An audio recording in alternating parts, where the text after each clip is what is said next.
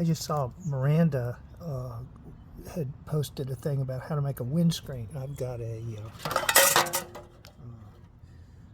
pan, some kind of food came in, and I'm just going to balance this and get a measurement for how high I want to make my windscreen.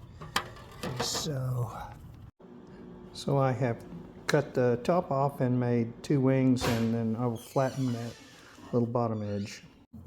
Really, Pocket Rocket? Removal of that stupid tag voids the warranty? Come on. Maybe if you had it with you, it wouldn't void it. Anyway, there we go.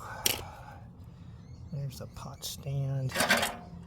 You can see that it has a little foot. Leaves a little foot to give the whole thing stability from the weight of the fuel canister.